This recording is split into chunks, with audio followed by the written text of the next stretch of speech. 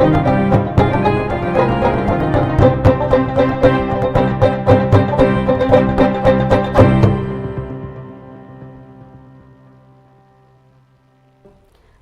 আপনারা দেখছেন news now. আমি রয়েছে সংযুক্তা। চোখ রাখবো এই মুহূর্তের সংবাদে। বাংলাদেশের শেখ হাসিনা সরকারের পতনের পর ক্ষমতা দখল করার 100 দিন অতিক্রম করেছে মোহাম্মদ ইউনূসের নেতৃত্বাধীন অন্তর্বর্তী সরকার।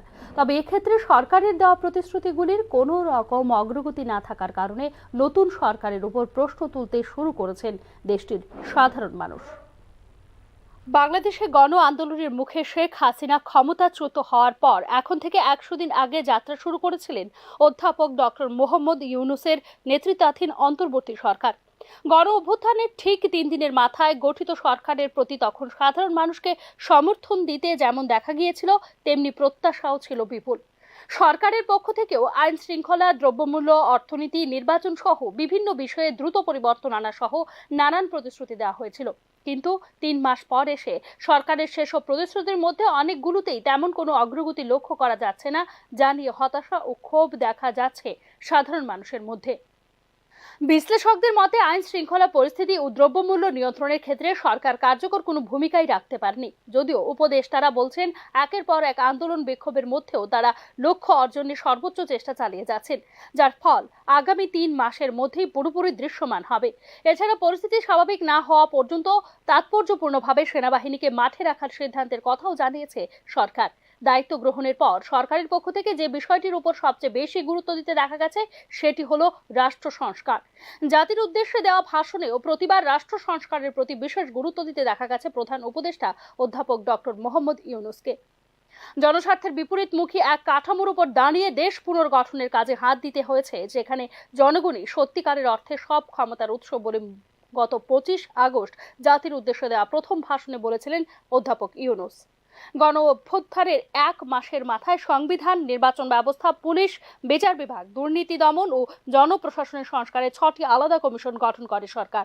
পরবর্তীতে এই তালিকায় নতুন আরও 4টি কমিশন যুক্ত করা হয়। সেগুলি হলো স্বাস্থ্য বিষয়ক সংস্কার কমিশন, গণমাধ্যম সংস্কার কমিশন, শ্রমিক অধিকার বিষয়ক সংস্কার কমিশন এবং নারী বিষয়ক সংস্কার কমিশন। 10 খাতের কোনোটিতে কি ধরনের সংস্কার হওয়া প্রয়োজন সেই বিষয়ে আগামী ডিসেম্বরের শেষে তাদের প্রতিবেদন জমা দেওয়ার কথা থাকলেও তা কতটুকু কার্যকর হবে তা নিয়েও উঠেছে প্রশ্ন। এরপর রাজনৈতিক দলগুলোর সঙ্গে আলোচনা করে চূড়ান্ত সংস্কার কাজ শুরু করা হবে বলে জানিয়েছে সরকার। তবে কতদিনের মধ্যে সংস্কার কাজ শেষ হবে সে বিষয়ে এখনো সুস্পষ্ট কোনো সময়সীমা ঘোষণা করেনি অন্তর্বর্তী সরকার। রাষ্ট্র সংস্কারে কমিশন গঠনকে ইতিবাচক অগ্রগতি হিসেবে সাধুবাদ জানালেও এক্ষেত্রে সরকারের আরও সক্রিয় ভূমিকা পালন করা উচিত ছিল বলে মনে করেন রাজনৈতিক বিশ্লেষকরা। এদিকে রাজনৈতিক দলগুলোর মধ্যে থেকেও কেউ কেউ সংস্কার প্রক্রিয়ার ধীর গতির অভিযোগ তুলেছেন। আবার দ্রুত সংস্কার শেষ ও নির্বাচনী রোড ম্যাপ ঘোষণার দাবিও তুলেছে বিএনপি সহ বেশ কয়েকটি দল। এদিকে দ্রব্যমূল্য নিয়ে মানুষের মধ্যে হতাশা ও ক্ষোভ দেখা যাচ্ছে। ক্ষমতা গ্রহণের পর যে কয়েকটি বড় চ্যালেঞ্জের মুখে অন্তর্বর্তী সরকার, সেগুলির একটি হলো নিত্য প্রয়োজনীয় পণ্যের দাম নিয়ন্ত্রণ। দ্রব্যমূল্য সাধারণ মানুষের ক্রয় ক্ষমতার মধ্যে না রাখতে পারায় আওয়ামী লীগ সরকারের প্রতি মানুষের বড় ধরনের ক্ষোভ জন্মেছিল বলে মনে করেন তথ্যবিজ্ঞরা। আগস্টে গণ অভ্যুত্থানের মধ্য দিয়ে নতুন সরকার ক্ষমতা গ্রহণের পর মানুষের প্রত্যাশা ছিল বাজারে পণ্যের দাম কমবে, কিন্তু বাস্তবে তা ঘটেনি। বাজার নিয়ন্ত্রণে সরকার পুরোপুরি ব্যর্থ হয়েছে। জিনিসপত্রের দাম তো কমেইনি, বরং সবকিছুর দাম আরো বেড়ে গেছে। মানুষ প্রশ্ন করতে শুরু করছেন, তাহলে এত আন্দোলন সংগ্রাম করে হাসিনাকে পদচ্যুত করে নামিয়ে সাধারণ মানুষের লাভ হলো কোথায়? বাংলাদেশ পরিসংখ্যান ব্যুরো হিসেবে আওয়ামী লীগ সরকারের ক্ষমতাচ্যুত হওয়ার আগে দেশে মূল্যস্ফীতি ছিল 11.66%। নতুন সরকার ক্ষমতায় আসার পর সুদের হার বাড়িয়ে মূল্যস্ফীতি নিয়ন্ত্রণের চেষ্টা করেছে সরকার। এতে মূল্যস্ফীতি কিছুটা কমলেও বাজারে সেটার প্রভাব খুব একটা দেখা যায়নি। এমনকি তেল, চিনি সহ আমদানি করা নিত্য প্রয়োজনীয় পণ্যের শুল্ক হার কমিয়েও দাম সহনীয় পর্যায়ে রাখতে পারছে না সরকার। ক্ষমতা গ্রহণের পর 100 দিনের দেশের আইন শৃঙ্খলা পরিস্থিতি নিয়ে সবচেয়ে বেশি চ্যালেঞ্জের মুখে পড়েছে অধ্যাপক ডক্টর মোহাম্মদ ইউনূসের নেতৃত্বাধীন অন্তর্বর্তী সরকার। বিশেষ করে 5ই আগস্টের পর মাঠে পুলিশের অনুপস্থিতি ও পরিবর্তিত রাজনৈতিক পরিস্থিতির সুযোগ নিয়ে দেশের বিভিন্ন এলাকায় অপরাধ প্রবণতা ব্যাপক হারে বৃদ্ধি পায়। একের পর এক ছিনতাই, ডাকাতি ও হত্যাকাণ্ডের ঘটনায় ঢাকা সহ সারা দেশে আতঙ্কের পরিবেশ সৃষ্টি হয়, যা এখনো পুরোপুরি স্বাভাবিক হয়নি। কিন্তু পরিস্থিতি নিয়ন্ত্রণে পুলিশকে সেভাবে সক্রিয় ভূমিকায় দেখা যায়নি।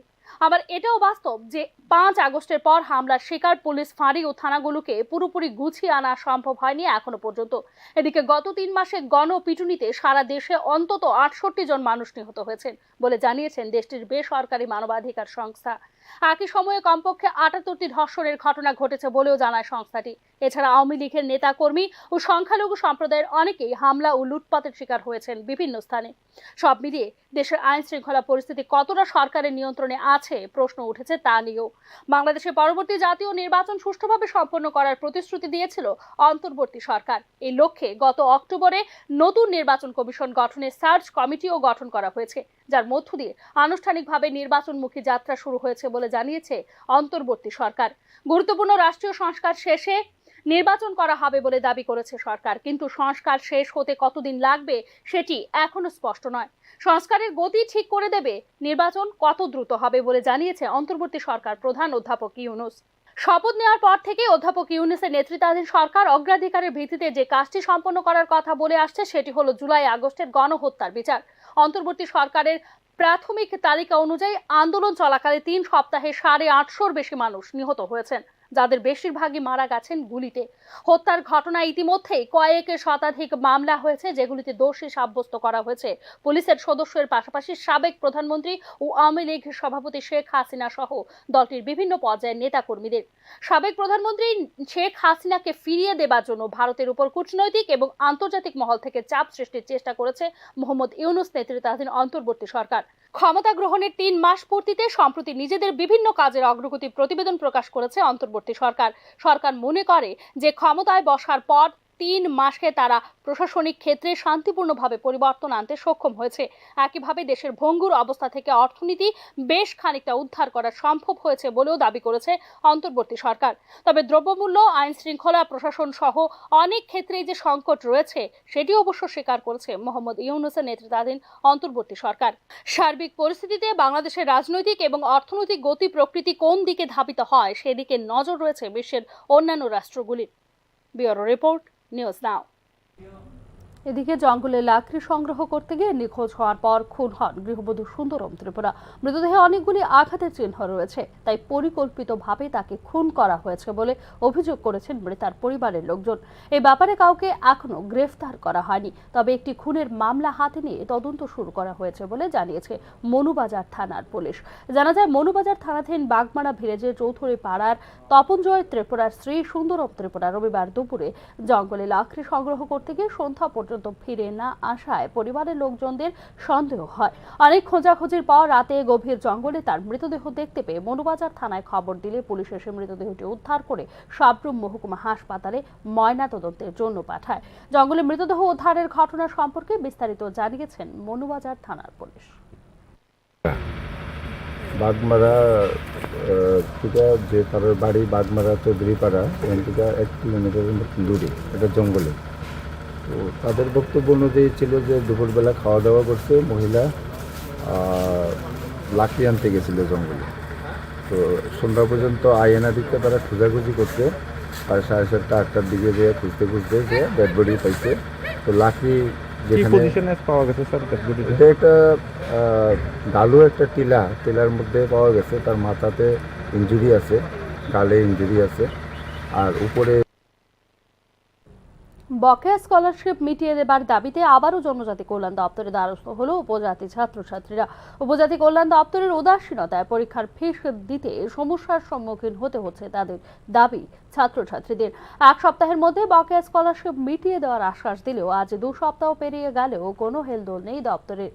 ডিসেম্বরের প্রথম সপ্তাহের মধ্যেই তাদের প্রথম সেমিস্টারের পরীক্ষার যাবতীয় ফি জমা দেওয়ার জন্য কলেজের পক্ষ থেকে বলা হয়েছে, কিন্তু জনজাতি কল্যাণ দপ্তর তাদের বকেয়া স্কলারশিপ মিটিয়ে না দিলে কিভাবে ছাত্রছাত্রীরা ফি দেবে এই নিয়ে চিন্তায় ছাত্রছাত্রীরা।